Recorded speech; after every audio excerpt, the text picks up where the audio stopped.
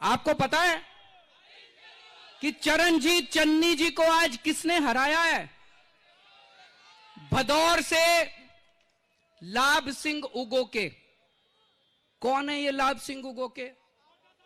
Mobile repair करने वाली दुकान में नौकरी करता है।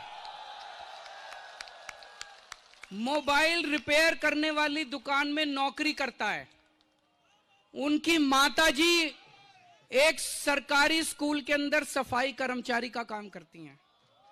उनके पिताजी खेतों में मजदूरी करते हैं। ऐसे व्यक्ति ने चरणजीत सिंह चन्नी को आज चुनाव में हराया है। आपको पता है नवजोत सिंह सिद्धू को किसने हराया है? हमारी एक महिला वॉलंटियर है, आम महिला है, आम वॉलंटियर है, जीवनजोत कौर। उन्होंने मजीठिया को भी हरा दिया और उन्होंने सिद्धू को भी हरा दिया। तो दोस्तों, आम आदमी में बड़ी ताकत है। मैं बार बार कहता हूं, इस आम आदमी को चुनौती मत दो। ये जिस दिन खड़ा हो गया, बड़े बड़े इंकलाब आ जाएंगे, बड़ी बड़ी कुर्सियां हिल जाएंगे।